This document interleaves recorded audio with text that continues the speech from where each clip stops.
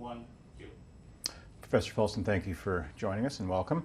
Before we move on to the substance of your very interesting book, I wanted to ask you a little bit about the process of composing it, because I noticed that you have a co-author and colleague with a suspiciously similar surname who turns out to be your wife. And as someone with a little bit of experience in both the subject of being married and writing books, I'm amazed that this ended in a book rather than, say, a divorce or a trial separation or something like that. So how intense and weird is it to write a book in that particular sort of way? Well, the key is not to write on the same chapter at the same time. One of us will work and do primary work on one chapter, another does the work on the other chapter, and then we turn it over for edits for one another. So we were able to do that and finish the book, and Anita has been my wife for 35 years, and she knows this material as well as I do. Often she's in researching with me, or at least listening to me talk about it. And so we've discussed the ideas, and often she's refined them. And so she's a definite co-author in the writing and the thinking through this book.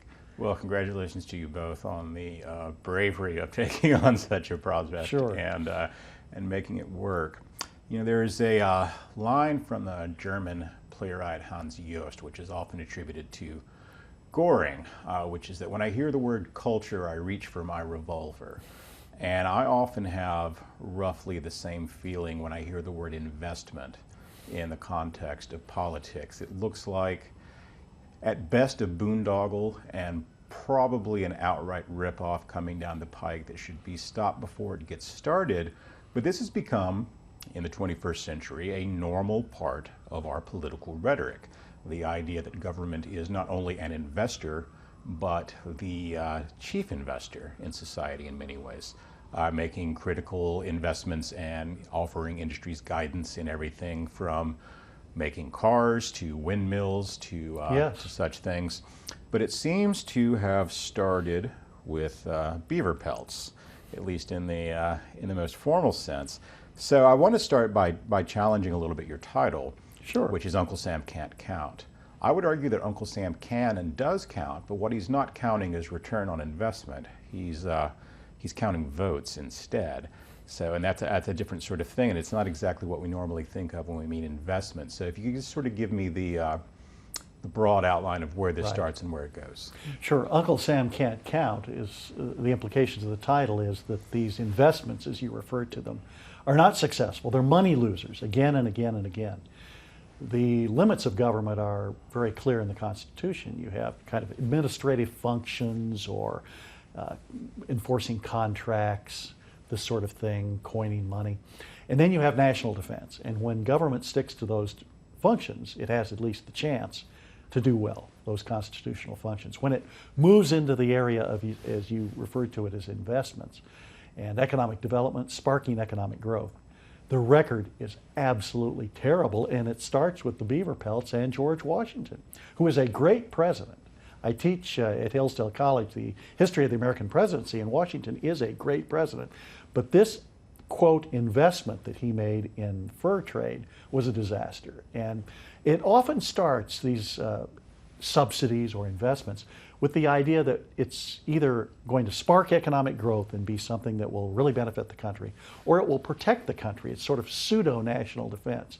And that's what the fur trade was with Washington. He was concerned that the British were going to encroach on American territory during his first term, and that we hadn't ridded ourselves of the British. They were still in Canada, of course, but that they might come down through the Hudson Bay Company into the United States. But if we set up a government fur company to trade with the Indians, that would then establish the United States presence, the British would not come down. And so we subsidize a fur company, and it is a disaster. The encroachment occurs right where the fur company is located because their trading is terrible. Part of it is the leaders of the fur company, and by the time you get into the 1800s, Thomas McKenney is the one who I write about, their work is almost comical. It really, you know, the subsidies are disastrous, but there's a comical element in them that we need to think about too. He gets the idea we need to sell the Indians plows and farm equipment.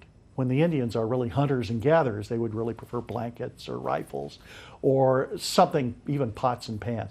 But McKinney is determined to sell them farm equipment. And then he also says we need to branch out and cultivate their tastes. So he buys several grosses of Jews' harps, and then also even a Chinese Mandarin dress. And he's surprised that the Indians don't want to buy the Chinese Mandarin dress and the Jews' harps and all this paraphernalia that he's put into his fur trading operation. Well, pretty soon the British have come in and the Indians are preferring to trade with the British. Fortunately, a private investor, John Jacob Astor, the first American to be worth $10 million, does it by the fur trade producing competitively, comes into the market and in effect moves the British somewhat out by his competitive practices. He has people living with the Indians, trading with them on the spot. Finally, in 1822, Congress abolishes the government operation there that was funding the fur trade, and that subsidy is defunct. But you never read about it in the textbooks. We didn't learn from it, and that's the problem. The idea of beaver pelts as being a critical national resource, it brings to mind Dr. Strangelove a little bit, and the precious bodily fluids. It sounds crazy in retrospect. But from the point of view of the late 18th, early 19th century, it might not have seemed, well, obviously didn't seem just insane at the time. There were, I think, at the time, what seemed like plausible and good arguments for it. And the ways in which those subsidies went wrong, I think, would have been at the time hard to predict. So could you go into maybe a little bit more detail in the ways in which the subsidies actually produced the opposite of the results they were intended to? Right. You do have these intentions, and the intentions are often good. I thought your point was interesting about Uncle Sam Cant Count. Well, it can count votes, and we see that element in a lot of the subsidies. But a lot of it is well-intentioned. We believe that we can spark economic development, for example, by, say, funding a steamship company to compete with the British. Well, Edward Collins gets into the steamship business, and he receives a federal subsidy, volunteers to receive it, does so, and then is running a terrible line. The costs go way up. He crashes 2 of the 4 ships that he had, and so, but then the federal government continues to fund him, even though a private steamship operator, Cornelius Vanderbilt, has come onto the scene and is cut prices, receives no federal subsidy, and is operating successfully. Congress funds Collins because they say, well, he needs the money to be able to compete with Vanderbilt. To some extent, that figures into the equation. Well, he runs a poor operation. Eventually, he goes bankrupt, and Congress is very frustrated and cuts him off completely. But by the time we'd done that, we'd spent, Kevin, $11 million on steamship subsidies at a time right before the Civil War when our total federal national debt was $60 million. So 20% of that debt is represented in misplaced steamship subsidies. Given, say $11 million back when $11 million meant something. It really meant something. It really meant something, yes. So do these subsidies mainly cause businesses to make bad business decisions because they take away the element of competition, or they take away the element of having to go out and actually deal with one's customers in a direct and normal market sort of way? Or are there other kinds of misincentives that they create that cause these industries to perform badly once they're subsidized? I think focusing on the incentives is very good, and both of the points you made were good. By taking away the competition, you take away any innovation or any incentive you might have to really produce a competitive product at a cheap price. And by having the government involved, it creates among the person receiving the subsidy, whether it's the fur trade operators who received Washington's subsidy, or the steamship operators receiving the federal subsidy, or later the transcontinental railroads.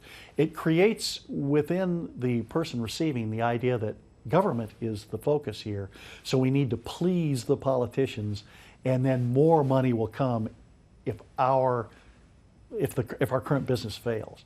And so that removes you from competition. Whereas the entrepreneur, the private entrepreneur, the Cornelius Vanderbilt with the steamships, or the John Jacob Astor in the fur trade, or the James J. Hill with the transcontinental railroad, or the Wright brothers with the airplane, all of those people had to really be very cost conscious, because they were trying to produce a product that was going to have to be marketable, and they're going to have to do it at a competitive price. So they're watching the costs.